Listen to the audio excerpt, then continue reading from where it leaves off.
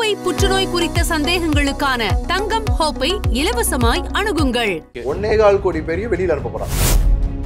சாக்கடைக்கில் போய் சுத்தம் செய்யும் யாரு 4 நாள் லீவ் போட்டா நாரி போகும் ஊருவாங்க. அதான் அமெரிக்கா. அமெரிக்கா நார போதுங்கிறீங்களா? அப்ப அங்க போய் நீங்க ட்ரைனேஜ் கிளீன் பண்றவன வெளில வச்சுட்டீங்க. யார் கிளீன் பண்ணுவா? 3600 நாட்களுக்கு மேல 10 வருஷம் ஆகும் சார். அதுக்குள்ள ட்ரம்ப் மாறிடுவார். வேலையும் பார்த்துட்டாங்க. அமெரிக்காலேயே யாரோ ஒரு பொண்ணையும் பார்த்துட்டாங்க. கல்யாணமும் பண்ணிட்டாங்க. எங்க 2 பேரை விட்டுட்டு என் குழந்தைய மட்டும் வெளில அனுப்பு அப்படின்னா அமெரிக்காவை காப்பாத்துறதுக்கு இந்தியா போய் கை கொடுத்துட்டோம்.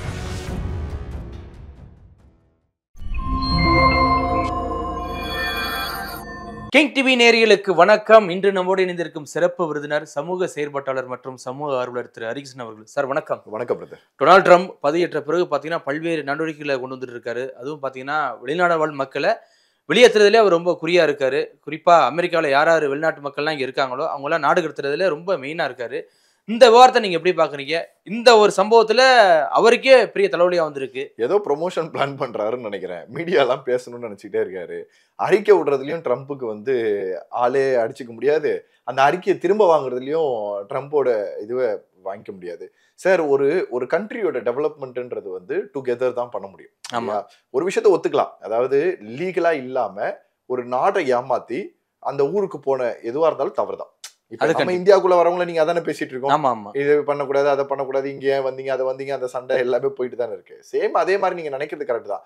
ஆனால் அது வரும்போதே கண்ட்ரோல் பண்றதை விட்டுட்டு இன்னைக்கு 1.25 கோடிக்கு மேல தாண்டிருச்சோம். 1.25 கோடி பேரு அமெரிக்கல் அல்லாதவர்கள்னு சொல்றாங்க. Okay okay. 1.25 கோடி பேரையும் வெளியில அனுப்ப போறாங்க. எல்லாம் வேலைக்காண்டி போனவங்க, வேலை ஏதோ ஒரு வகையில போனவங்க. இவங்க எல்லாம் பாத்தீங்கன்னா எப்படின்னா படிச்சு போனவங்களா இருக்க மாட்டாங்க. இப்ப எப்படின்னா நம்ம ஊர்ல நல்ல சாஃப்ட்வேர் கம்பெனில ஐஐடிலயோ இல்ல பெரிய பெரிய இன்ஸ்டியூட்லயோ இல்ல பெரிய இன்ஜினியரிங்லோ படிச்சு பெரிய புலம்பா நல்லா இது பண்ணிட்டு வீசாலாம் வாங்கி ப்ராப்பரா போய் அந்த ஒரு ஒர்க் வீசால போய் வேலை பார்க்குறவங்க அவங்கள கிடையாது. ஸோ இவங்கெல்லாம் எப்படின்னா கடல் மார்க்கமாகவோ அல்லது வேற ரோடு மார்க்கமாகவோ அல்லது வேற ஏதாவது ஒரு மார்க்கமாகவோ இது டூரிஸ்ட் விசாவிலையோ கிட்டத்தட்ட அவங்க பேர்ல சொல்லணும்னா திருட்டுத்தனம்னு சொல்லலாம். ஸோ இது டூரிஸ்ட் விசான்ற பேர்ல பெர்மனண்டா இருக்கிற மாடல்ல வரும். அந்த மாதிரி எவ்வளவோ செய்கைகள் மூலியமா உள்ள வந்திருப்பாங்க இல்லையா? இவர்கள் எல்லாருமே வெளியில அனுப்பணும், நாடு கடத்தணும் அப்படின்றது, அவங்களோட நாட்டுக்கு திரும்பி அனுப்பணும் அப்படின்றதான் அவங்க சொல்றாங்க. பட் இதோட விளைவுகள் பெருசு. நீங்க இதை ஒரு 3 வகையில நீங்க பார்க்கணும். முதல் விஷயம், இந்த மாதிரி பண்றவங்கள கைது பண்றது. ரெண்டாவது இந்த மாதிரி இருக்கக்கூடியவர்களை அவர்கள் ஊருக்கு அனுப்புறது. இது ரெண்டாவது.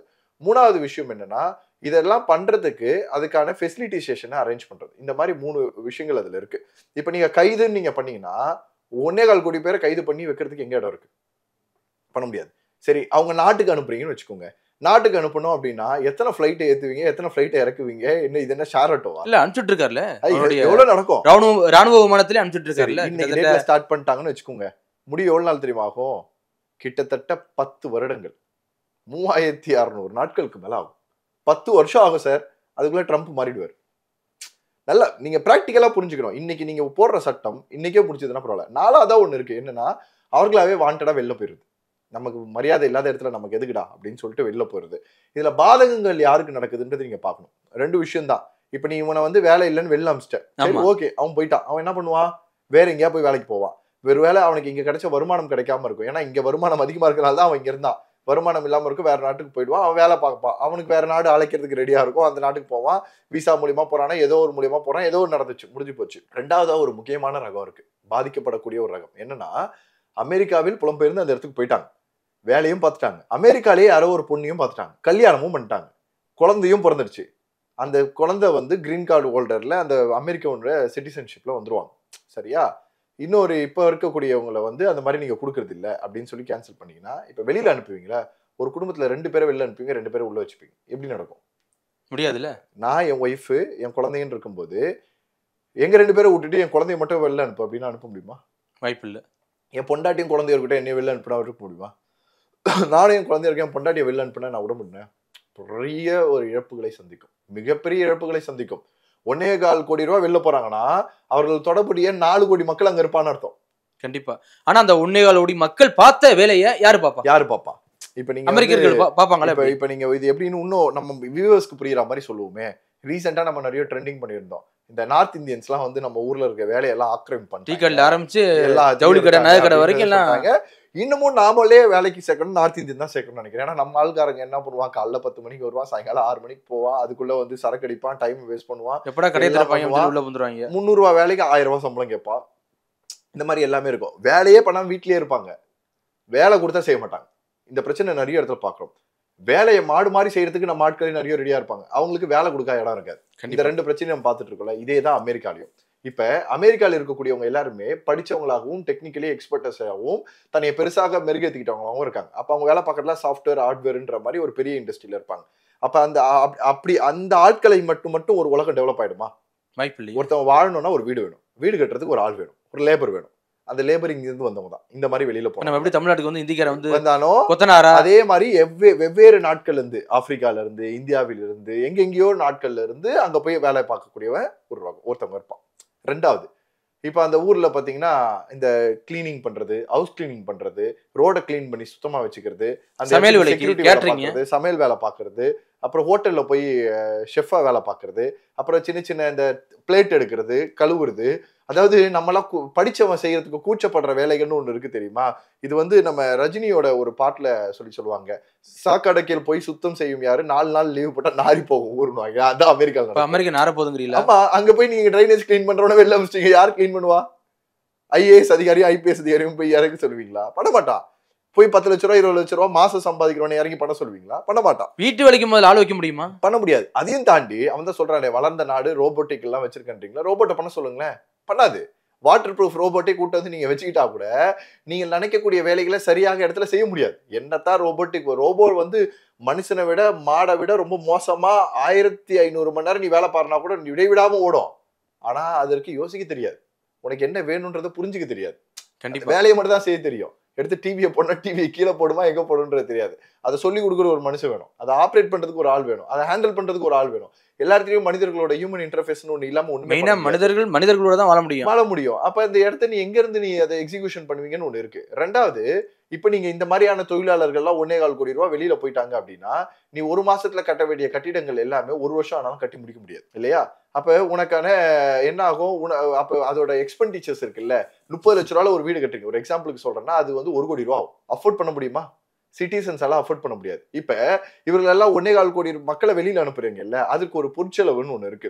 இப்ப நீங்க போலீஸ் அதிகாரிகள் அதிகமாக போறாங்களா, அந்த இமிகிரேஷன் ஆபீசர்ஸோட 2 லட்சம் பேரை கொண்டு வர போறாங்களா டெம்பரரியா, அதுக்கு மட்டுமே 2 லட்சம் பேரை கொண்டு வர போறாங்களா இமிகிரேஷன் ஆபீசர்ஸ்.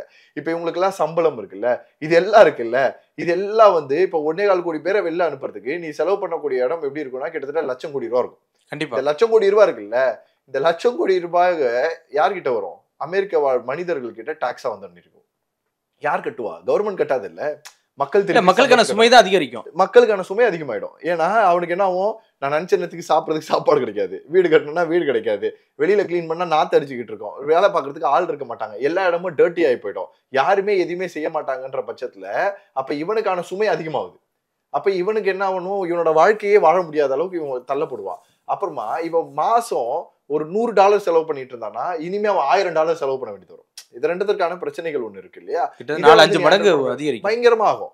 அப்ப என்ன ஆகும், நீங்க வந்து கவர்மெண்ட் பார்க்காத ஒரு மிகப்பெரிய சரிவை கவர்மெண்ட் பார்க்க ஆரம்பிக்கும். அதற்கு பதில் ஒரு டெம்பரரி சொல்யூஷன் என்னன்னு கொண்டு வாங்க. இப்ப இவர்கள் எல்லாம் இத்தனை பேர் இருக்காங்க, உனக்கு ஒரு அவகாசம் தரேன், நீ திருப்பி ஊருக்கு போய் திருப்பி கரெக்டா ப்ராப்பரா அப்ளை பண்ணி முறைப்படி வா. அந்த வேலை பார்த்தாங்க, இந்த வேலையை இந்த கம்பெனி எடுத்து நடத்துறீங்களோ நீங்க ரொட்டேஷனல் பேசிஸ்ல அனுப்புங்க. இப்ப உங்க கம்பெனில ஒரு 100 பேர் வேலை பாக்குறாங்கப்பா, 75 பேரை வச்சு சமாளிச்சுக்கோ இப்போதைக்கு. இந்த 25 பேரை வெளியில அனுப்பி ப்ராப்பரா ப்ராசஸ் பண்ணி முறைப்படி வரவி, அடுத்த 25 பேரை அடுத்து அனுப்பு, அடுத்த 25 பேரை அனுப்புன்னு ஒவ்வொரு கம்பெனிகளுக்கும் ஒரு சட்டத்தை போட்டு. இதுதான் சார் படிச்சவனோ அறிவார்ந்தவனோ திங்க் பண்ற மெத்தட். இவங்க அந்த இடத்துல திங்க் பண்றதில்ல. இவங்க எப்படின்னா, நான் யாரு, நான் வந்து ஒரு அதிகாரி, என்னைய வந்து கேட்க யாருமே இல்லை அப்படின்ற அந்த போர்வைக்குள்ள போறது இருக்குல்ல, அதுதான் பிரச்சனையை உருவாக்கிக்கிட்டே இருக்கு. நீங்க இப்ப இங்கேயே நீங்க பாருங்க, தமிழர்கள் இங்க வந்து நீங்க வேலை பார்க்கறதுல அவ்வளவு விஷயத்துல நம்ம சொல்லுவோம். இதே நீங்க வேற ஊர்ல பாருங்க, பயங்கரமான கஷ்டப்படுற வேலையை வேற ஊர்ல போய் செஞ்சுட்டு இருக்காங்க. இப்ப நார்த் இந்தியன்ஸ் எப்படி இங்க நம்ம சொல்றோமோ, நாம வெளில போய் அதே வேலையை பார்த்துட்டு இருக்கோம். அதே மாதிரிதான் ஒவ்வொரு நாட்டில் இருக்கக்கூடியவர்களும் தன்னுடைய வறுமையின் அடிப்படையில படிப்பறிவுகள் இல்லாம போகும்போது அவனுக்கான வாய்ப்புகள் இல்லை. படிப்பு இல்லாதவர்களுக்கு இருக்கக்கூடிய வாய்ப்பு இங்க ரொம்ப கம்மி. சோ அப்ப நீ வந்து ஒரு 1000 ரூபாய் வந்து பரோட்டா மாஸ்டரா போனா ஒரு 1000 ரூபாய் கிடைக்கும்னு வச்சுக்கோங்க. அதே பரோட்டா மாஸ்டர் நான் அமெரிக்கால போய் பண்ணேன்னா ஒரு நாளைக்கு எனக்கு 10,000 ரூபாய் கிடைக்கும். கண்டிப்பா அதுதானே போறாங்க. என்ன பண்றான், அங்க போயிடலாம்னு நினைக்கிறான். ஆனா அங்க போறதுக்கான ப்ராசஸிங் இருக்குல்ல, இந்த விசா மத்த விஷயங்கள்ல நீ சரியான அணுகுமுறைகளை நீ வந்து வைக்கவே இல்லை. ரெண்டாவது ரொம்ப ஈஸியஸ்ட் ப்ராசஸா வைக்கல. அதோட காஸ்டிங்ஸை நீ அதிகமா ஆக்கி வச்சிருக்க. அப்ப அதெல்லாம் இவனுக்கு தெரிய மாட்டேங்குது. முதல்ல விசானா என்னன்னே இவனுக்கு தெரியாம இருக்கு இல்லையா? சோ இதெல்லாம் நீ முதல்ல இருந்தே சரியாக சொல்லி கொடுத்து இப்ப நீங்க ஓரளவுக்கு எல்லாமே கண்ட்ரோல் இருக்கு. எல்லா கண்ட்ரியுமே பயங்கர கண்ட்ரோல் இருக்கு. இப்பெல்லாம் திருத்தரமா போறதெல்லாம் அவ்வளவு எளிதா நடக்கவே முடியாது. முன்னாடி இருந்தவர்கள் தான். ஆனா இவ்வளவு நாள் ஆகி நீ கிரீன் கார்டுலாம் பல பேர் வாங்கிட்டான். ஆமா அமெரிக்கா இல்லையா? இன்னும் பல பேர் கிரீன் கார்டுக்காக வெயிட் பண்ணிட்டு இருக்கான், அப்ளை பண்ணிட்டு. இதை நீ மொத்தமா மாத்தும் போது தப்பு. ரெண்டாவது, ட்ரம்ப் இப்பதான் ஆட்சியில இல்ல. இதுக்கு முன்னாடி அவர் இருந்திருக்காரு. ஒபாமாவும் ஆட்சியில இருந்திருக்காரு. இதே விஷயத்த ஒபாமாவும் பண்ணியிருக்காரு, ட்ரம்ப்பும் முன்னாடியே பண்ணியிருக்காரு. ஆனா ட்ரம்ப்பை விட ஒபாமா தான் அதிகமான இந்த மாதிரி வந்தவர்களை வெளியேற்றிருக்காரு.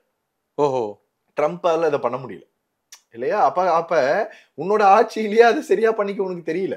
அப்படி தெரியாதப்ப எப்படி இவ்வளவு பெரிய ஒரு சட்டத்துல 1.25 கோடி ரூபாய் நீ வெளில கொண்டு வருவேன் இருக்குல்ல. இது பல லட்சம்லாம் இல்ல, நீங்க கோடி கணக்குல கோடி கணக்குல செலவாகும். சார் இப்ப 1.25 கோடினா கிட்டத்தட்ட அது 3ல 1 பங்கு வெளியேற்றுற மாதிரி தானே? அஃப்கோர்ஸ் கிட்டத்தட்ட 3ல 1 பங்குலாம் இல்ல. நீங்க அமெரிக்காவோட இதுவெல்லாம் நீங்க பண்ணி பாத்தீங்கன்னா அது மேபி ஒரு 14% வரும் சார். 14ல இருந்து 15% வரும். நீங்க ஒட்டுமொத்த ஜனத்தொகையை நீங்க கம்பேர் பண்ணி பாத்தீங்கன்னா ஒரு 14ல இருந்து 15% வரும். இதுல ஒரு பெரிய ஆச்சரியம் என்னன்னா 35% மக்கள் வந்து ஆல்ரெடி அங்க இருக்கக்கூடிய சிட்டிசன்ஸை கல்யாணம் பண்ணி வாழ்றோம். ஆமா, 34ல இருந்து 30%. அப்ப அது வந்து கிட்டத்தட்ட 1/3. அது 1/3 அதுதான் பெரிய பிரச்சனையை உருவாக்குன்ற. ஏன்னா அவங்க குடும்பமே ஒட்டுமொத்தமா அங்க இருக்குன்ற போது குடும்பத்தை நீ பிரிக்கிறதுன்றதை விட பெரிய கஷ்டம் இந்த உலகத்துல வேற எதுவுமே இல்ல.